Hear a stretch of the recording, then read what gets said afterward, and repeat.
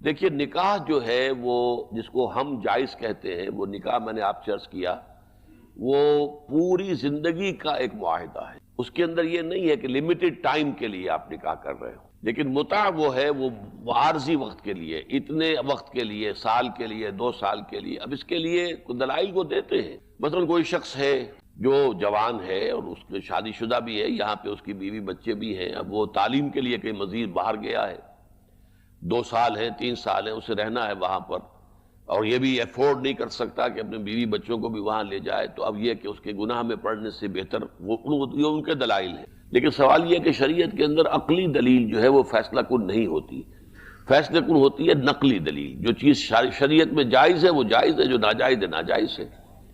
تو یہ جو نکاح موقت تھا، اگر لفظ متع استعمال نہ کیا جائے تو اس کو کہتے ہیں نکاح موقت، یعنی ایک خاص وقت کے لیے، 2 سال، 3 سال، 6 مہینے، تھوڑا وقت بھی ہو سکتا ہے، اس کے لیے متع کر لینا. لیکن اس سے پھر لوگوں نے آگے نکال کر یہ جو کچھ ہیرا منڈی میں ہوتا ہے اسے بھی متع قرار دے دیا ہے کہ یہ بھی متع ہے.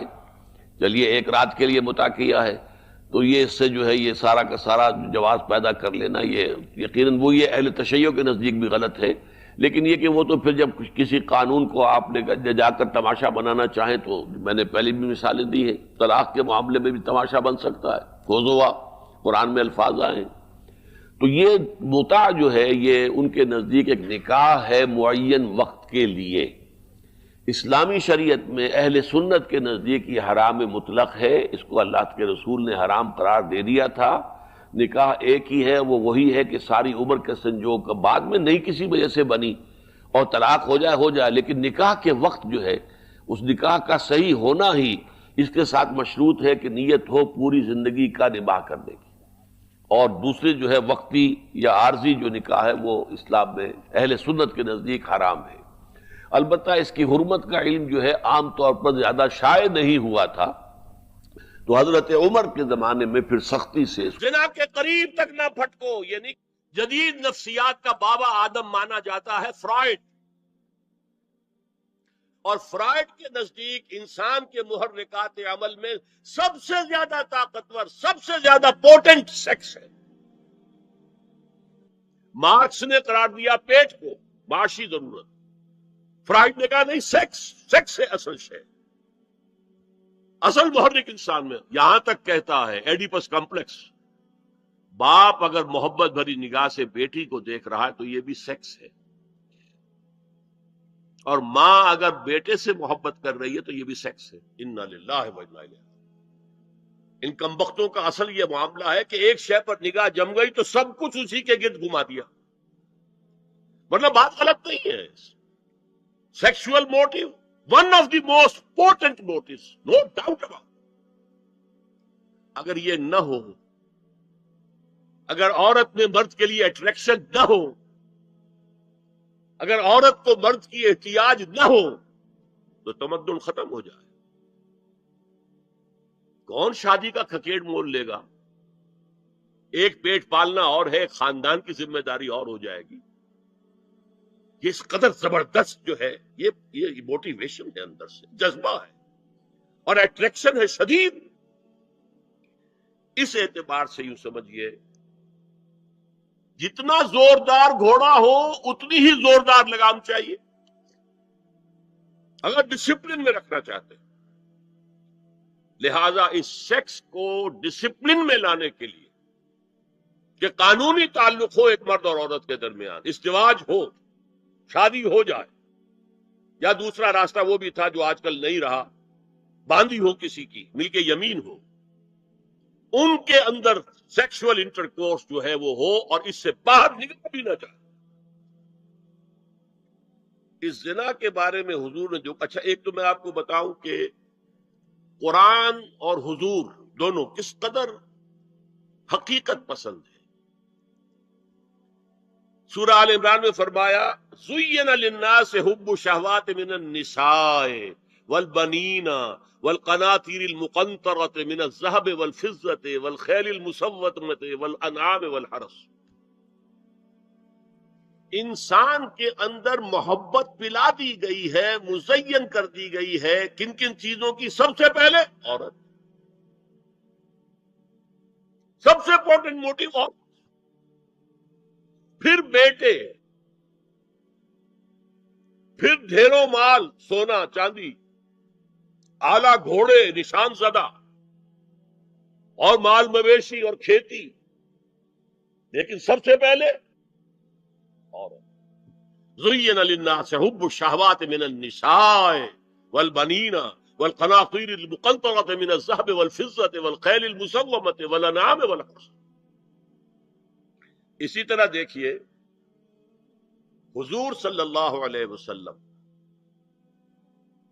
فرماتے ہیں، یہ مسند احمد میں بھی حدیث ہے اور حاکم اور بیہقی نے بھی، عن انس ابن مالک رضی اللہ تعالی عنہ قال قال رسول اللہ صلی اللہ علیہ وسلم حبب الی النساء والطیب وجعلت قرۃ عینی فی الصلاۃ۔ اس تمہاری دنیا میں سے مجھے 3 چیزیں محبوب کر دی گئی۔ حبب الیہ، نمبر 1 نساء۔ کوئی جھجک کی ہے آپ نے بیان کرنے میں؟ ہم شاید یہ جملہ کہتے ہوئے جھجکیں گے، اللہ کے رسول نہیں۔ حقیقت اس کا احساس کرو، بہت مضبوط موٹیو، اس میں کوئی شک نہیں، کوئی شک نہیں، کوئی شک نہیں۔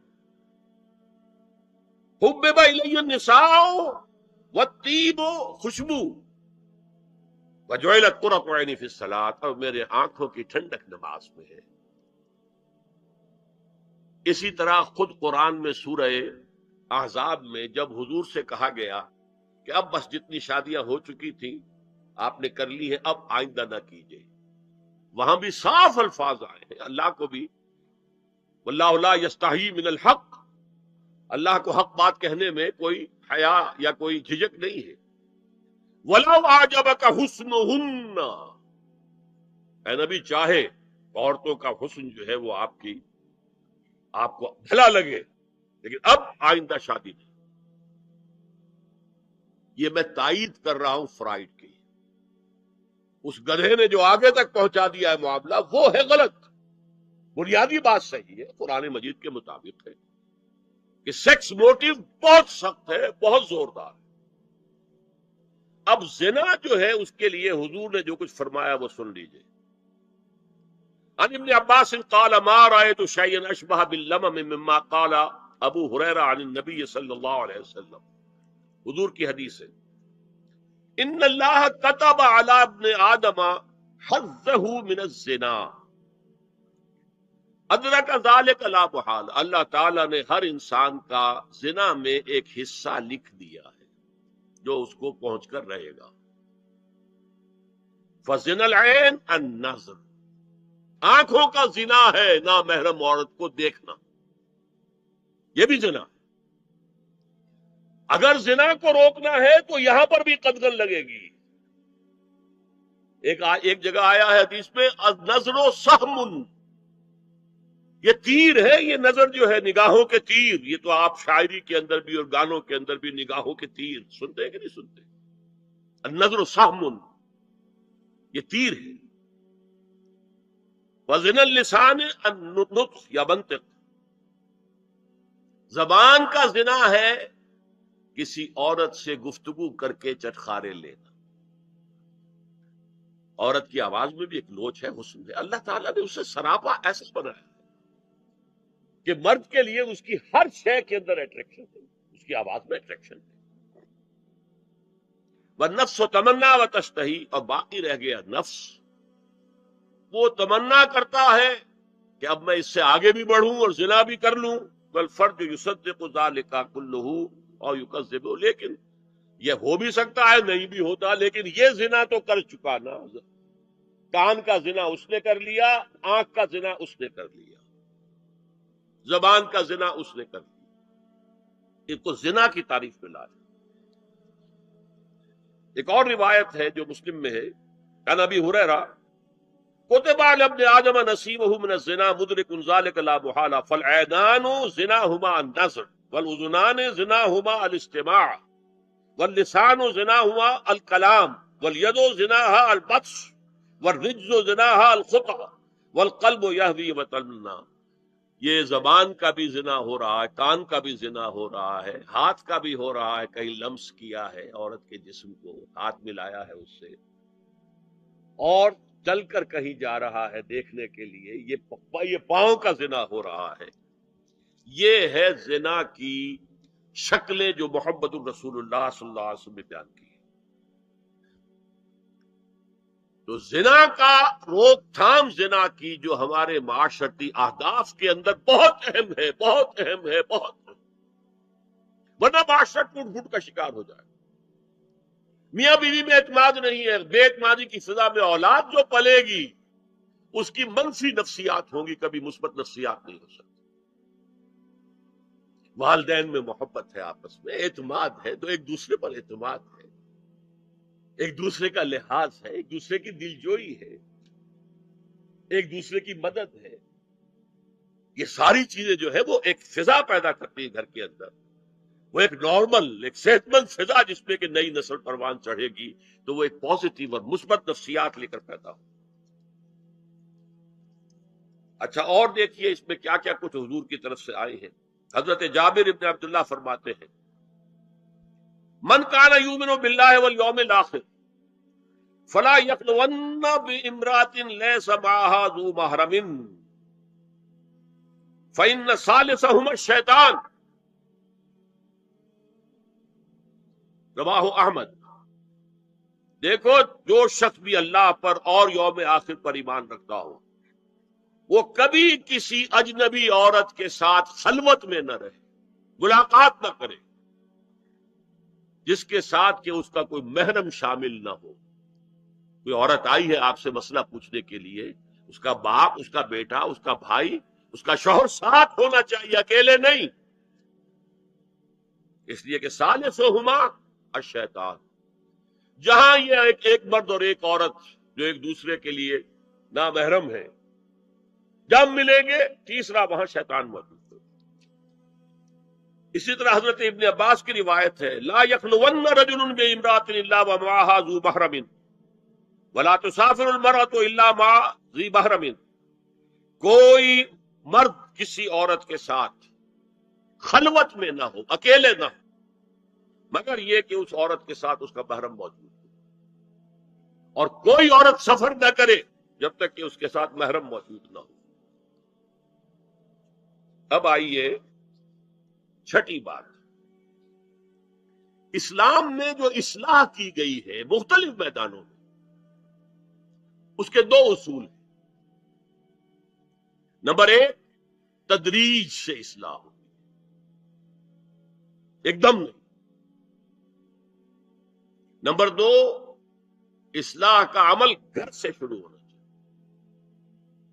Charity begins at home. اب میں مثال دے رہا ہوں، دیکھیے شراب کی حرمت کے ضمن میں 3 درجوں میں حرمت ہوئی ہے۔ سورہ بقرہ میں فرمایا گیا، یسألونک عن الخمر والمیسر قل فیہما اسم کبیر ومنافع للناس واسمہما اکبر من نفعہما۔ بات ختم۔ اے نبی، یہ آپ سے پوچھ رہے ہیں شراب اور جوئے کے بارے میں، سے کہہ دیجیے ان دونوں میں بہت بڑے گناہ کی بات ہے، اگرچہ لوگوں کے لیے کوئی نفع بھی ہے، لیکن ان کا گناہ نفع سے بہت بڑھ کر ہے۔ اشارہ دے دیا۔ بہت سے صحابہ نے اسی آیت پر شراب نوشی ترک کر دی، جو معلوم ہوا وچ وے دی ونڈ از بلوئنگ، اب ہوا کا رخ کیا ہے، کہاں جا رہی ہے۔ پھر آگے سورہ نساء میں آیت آگے، وَلَا تَقْرَبُوا الصَّلَاةَ وَأَنْتُمْ سُكَارَىٰ۔ دیکھو اگر تم نشے کے اندر ہو شراب کے تو نماز کے قریب مت جاؤ، پتہ نہیں تم کیا کہنا شروع کر دو، تو غالب کی عشقیہ غزلی پڑھنی شروع کر دو کھڑے ہو کر، کیا پتہ۔ ایک اور مل گیا پوائنٹر، نماز جیسی شے سے روکنے والی شے جو عماد الدین ہے وہ تو بہت بری شے ہوئی، بہت سے لوگوں نے اس کے بعد چھوڑ دی۔ پھر آخری آیت آئی ہے، یا ایھا الذین آمنوا انما الخمر والمیسر والانصاب والازلام رجس من عمل الشیطان۔ یہ شیطانی اعمال ہے، گندگی کے اعمال ہیں۔ فاجتنبوہ لعلکم تفلحون، تو ان سے بچو، اجتناب کرو تاکہ تم فلاح پاؤ۔ انما یرید الشیطان ان یوقع بینکم العداوۃ والبغضاء فی الخمر والمیسر، یہ شیطان یہ چاہتا ہے کہ شراب اور جوئے کے ذریعے سے تمہارے مابین دشمنی پیدا۔ شراب میں آدمی لڑ پڑا، جوئے کے اندر بھی ہارتا ہارتا ہارتا آخر کھڑا ہو جاتا، مار پیٹ کے اوپر تیار، ہلاک کرتا۔ فرمایا کہ انما یرید الشیطان ان یوقع بینکم العداوۃ والبغضاء فی الخمر والمیسر ویصدکم عن ذکر اللہ وعن الصلاۃ فہل انتم منتہون، اب باز آتے ہو کہ نہیں؟ یہ بڑا دھمکی کا انداز ہے۔ اب کچھ لوگ کیا کہتے ہیں، جی یہاں پہ حرام کا لفظ تو نہیں آیا، انا للہ و انا الیہ راجعون، انتم منتہون، باز آتے ہو کہ نہیں؟ اس سے زیادہ روکنے کا کوئی معاملہ ہو سکتا ہے؟ اور حدیث میں اندر اصول آ گیا، ما اسکرا کثیرہ فقلیلہ حرام، جو شے اگر زیادہ مقدار میں ہو اور نشہ لے آئے تو اس کی چھوٹی مقدار، تھوڑی مقدار بھی حرام ہے، شراب کا ایک قطرہ بھی حرام ہے۔ لیکن آج ہم کہہ رہے شراب تو حرام ہے ہی نہیں، تاکہ مغرب مان لے کہ ہاں یہ تو بڑے ماڈریٹ لوگ ہیں، بڑے لبرل لوگ ہیں، روشن خیال ہیں، یہ کوئی دقیانوسی نہیں ہے، یہ فنڈامنٹلسٹ نہیں ہے۔ اسی طریقے سے یہ جو معاشرتی معاملے میں اصلاح کا دائرہ شروع ہوا ہے، اس میں ہم دیکھتے ہیں کہ ابتدا میں ازواج مطہرات سے خطاب ہے، جسے دلیل بنا لیا بعض لوگوں نے، یہ احکام تو صرف ازواج مطہرات کے لیے ہے، حالانکہ میں نے اصول پہلے بتا دیا، چیریٹی بگنز ایٹ ہوم۔ جیسے حضور فرماتے تھے انا اول المسلمین، دیکھو میں تمہیں اسلام کی دعوت دے رہا ہوں، سب سے پہلا مسلمان میں خود ہوں۔ انا اول المومنین، میں تمہیں ایمان کی دعوت دے رہا ہوں، پہلا مومن میں ہوں۔ تو جب تک انسان اپنے کردار سے بات واضح نہ کرے تو واز جو ہے وہ مفید نہیں ہوتا، مؤثر نہیں ہوتا۔ لہذا سب سے پہلے بات جو کی گئی وہ کی گئی ہے حضور کی ازواج مطہرات سے۔ اب اس ضمن میں جو اصلاحی اعمال آئے ہیں، احکام، ان کو نوٹ کر لیجئے۔ ان کا آغاز ہوا ہے تدریجی اعتبار سے سورہ احزاب سے، اور سورہ احزاب سن 5 ہجری میں جو ہے نازل ہوئی ہے۔ ان کی تکمیل ہوئی ہے سورہ نور میں جو سن 6 ہجری میں نازل ہوئی۔ اور ایک بہت خوبصورت بات کہی، یہ مولانا امین حسن اصلاحی نے مجھے بتایا کہ ان کے استاد حمید الدین فراہی نے یہ کہا کہ سورہ احزاب میں گھر سے باہر کے پردے کا بیان ہے اور سورہ نور میں گھر کے اندر کے پردے کا بیان ہے۔ تو اصلاحی صاحب کہتے تھے کہ اس جملے نے میری آنکھیں کھول دی اور قرآن مجید روشن ہو گیا میرے ساتھ، ورنہ اگر یہ بات سامنے نہ ہو تو آدمی اٹکتا ہے، جگہ جگہ پر اشکالات پیدا ہوتے ہیں۔ دیکھیے سورہ احزاب میں کیا کیا گیا۔ نمبر 1، پہلے خطاب ازواج مطہرات سے، بعد میں عام کر دیا گیا۔ نمبر 2، بتایا گیا کہ عورت کا اصل کردار کیا ہے، اس کی اصل جگہ کیا ہے، گھر۔ نمبر 3، استیزان کے حکم کا آغاز ہو گیا کہ گھروں میں اجازت لیے بغیر داخل نہ ہو، لیکن یہاں بھی صرف نبی کے گھر کی بات ہوئی ہے، عام نہیں۔ پھر محرموں کی ایک چھوٹی فہرست ہے جو سورہ احزاب میں آ گئی ہے، اور گھر سے باہر کے پردے کا حکم آ گیا ہے، یہ سورہ احزاب میں۔ سورہ نور میں استیزان اب عام کر دیا، کسی بھی گھر میں داخل مت ہو جب تک اذن نہ لے لو۔ یہ دیکھیے تدریج، پہلے حضور کے گھروں میں داخل نہ ہو، اب کسی بھی گھر میں داخل نہیں ہو سکتے بغیر استیزان کے۔ اور احادیث مبارکہ میں اتنی سختی آئی ہے، وہ میں بعد میں آپ کو بتاؤں گا۔ دوسرے یہ کہ گھر کے اندر پردہ جو محرموں سے پردہ ہے، محرموں سے پردہ، محرم کون ہوتا ہے یہ سمجھ لیجئے۔ محرم وہ ہے جس سے کبھی بھی کسی شکل میں کسی حالت میں شادی نہ ہو سکے. اب ایک آدمی جو ہے اس کے گھر میں فرض کیجئے کہ ایک بہن ہے،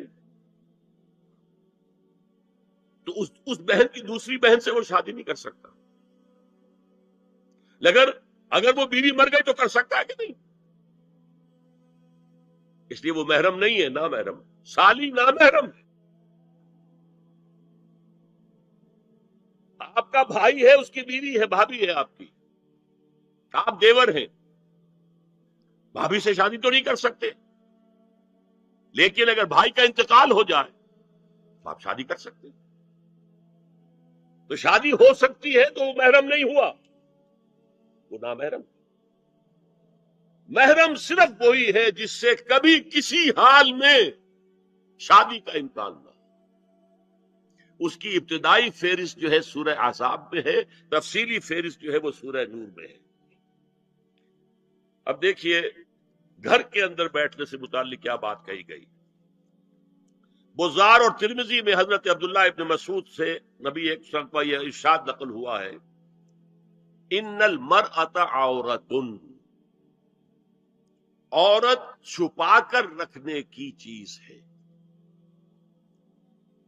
ہمارے ایک نوجوان ساتھی نے ایک دفعہ مضمون لکھا تھا بڑا پیارا. انہوں نے کہا کہ قرآن مجید میں جو اشارات ہیں، حور مقصورات فی الخیام، وہ حوریں جو ہوں گی وہ خیموں کے اندر ہوں گی، وہیں رہیں گی. قصر کہتے ہیں روک دینے کو، باہر نہیں نکلتی. وہ مقصورات فی الخیام، حوروں کا کانہن لؤلؤ مکنون، ایسے ہوں گے کہ جیسے کہ موتی جسے چھپا کر رکھا جائے. عورت چھپا کر رکھنے کی شے ہے. المرأۃ کلھا عورۃ، عورت کہتے ہیں اس کو ہے جسے چھپا کر رکھا جائے. ان المرأۃ عورۃ فاذا خرجت، جب وہ گھر سے نکلتی ہے، استشرفھا شیطان، اب شیطان جو ہے اس کو طاق میں رکھتا ہے. وَأَقْرَبُ مَا تَكُونُ لِرَوْحَةِ رَبِّهَا وَهِيَ فِي قَعْرِ بَيْتِهَا، وہ اپنے رب کی رحمت سے قریب ترین ہوتی ہے جبکہ اپنے گھر کے بھی کسی اندرونی حصے میں. صحن میں ہوگی تو شاید ادھر ادھر کے کوٹھوں سے نظر پڑ جائے. اسی لیے فرمایا مردوں کے لیے مسجد میں نماز افضل 28 گنا، اور عورت کے لیے گھر کی نماز مسجد سے افضل، گھر کے صحن کی مسجد سے افضل، دالان کی صحن سے افضل، کمرے میں اس سے افضل، اور کمرے کی کوئی بغلی کوٹھڑی ہے تو اس میں سب سے افضل. یہ احادیث نبی اکرم صلی اللہ علیہ وسلم. مزاج ہے نا، اس سے بن رہا ہے، ایک معاشرت وجود میں آ رہی ہے. یہ ساری چیزیں کیوں آ رہی ہیں؟ اور سنیے، عبداللہ ابن احمد ابن حنبل نے زوائد الزہد میں اور ابن ابی شیبہ نے، ابن سعد نے اپنی کتابوں میں مسروق کی روایت نقل کی ہے کہ حضرت عائشہ جب تلاوت قرآن کرتے ہوئے اس آیت پر پہنچتی تھی وَقَرْنَ فِي بُيُوتِكُنَّ، تو بے اختیار رو پڑتی تھی. قرآن کہتا ہے اپنے گھروں میں رہو. حضرت عائشہ نے شہادت عثمان کے بعد باہر نکل کر لشکر کی قیادت کی. پھر ساری عمر افسوس رہا کہ میں نے غلط کہا. دیکھیے کیا معاملہ تھا. حضرت علی رضی اللہ تعالیٰ سے جنگ کی تھی، 10,000 آدمی ایک رات میں مرے، لیکن حضرت علی کا کردار کیا تھا؟ یہ نہیں کہ اب عائشہ شکست ہو گئی ہے تو لوڈی بنا لوں. انا للہ و انا الیہ. اتنا احترام کیا ہے، مدینے کی چند عورتوں کو ساتھ دے کر بڑے احترام سے مدینے پہنچا دیا، وہاں کی عورتوں، کوفے کی عورتوں کو ساتھ دے کر، اور صرف یہ کہا کہ آپ کی یہ ذمہ داری نہیں تھی، آپ نے یہ ذمہ داری خام خواہ لے لی. صرف یہ، اور کچھ کوئی ملامت. حافظ ابو بکر بزار حضرت انس سے روایت کرتے ہیں کہ عورتوں نے حضور سے عرض کیا کہ ساری فضیلت مرد لوٹ کے لے گئے، وہ جہاد کرتے ہیں، خدا کی راہ میں بڑے بڑے کام کرتے ہیں، ہم کیا عمل کریں کہ ہمیں بھی مجاہدین کے برابر اجر مل سکے؟ جواب میں آپ نے فرمایا من قعدت من کن فی بیتہا فإنہا تدرک عمل المجاہدین، تم میں سے جو شخص اپنے گھر میں بیٹھی رہے گی وہ مجاہدین کا اجر حاصل کرے گی۔ یہ ایک ہوا کا رخ ہے، بتایا جا رہا ہے، یہ نظام ہے جس کو اس شکل میں دیا جا رہا ہے۔ اب میں چاہتا ہوں سورہ احزاب کی جو آیات ہیں ان کے حوالے سے کچھ باتیں جو حکمت دین کی ہیں اور بہت اہم ہیں وہ آپ کے سامنے آ جائیں۔ دیکھیے، میں نے سب سے پہلے آیت پڑھی تھی لَقَدْ كَانَ لَكُمْ فِي رَسُولِ اللَّهِ أُسْوَةٌ حَسَنَةٌ، اے مسلمانوں تمہارے لیے اللہ کے رسول کی زندگی میں ایک بہترین نمونہ ہے، اسوہ حسنہ۔ ایک بات اس میں غور طلب ہے، مردوں کے لیے تو اسوہ کامل ہے، مرد اگر سپہ سالار ہے تو اسوہ موجود ہے حضور کا، مرد اگر صدر ریاست ہے، خلیفہ ہے تو اسوہ موجود ہے رسول کا، کوئی قاضی القضات ہے تو اسوہ موجود ہے رسول کا، کوئی کسی مسجد میں خطیب ہے، امام ہے تو اسوہ موجود ہے، باپ کی حیثیت سے اسوہ موجود ہے، شوہر کی حیثیت سے اسوہ موجود ہے کہ نہیں؟ مردوں کی کوئی حیثیت ایسی نہیں جس کے لیے اسوہ حضور کی زندگی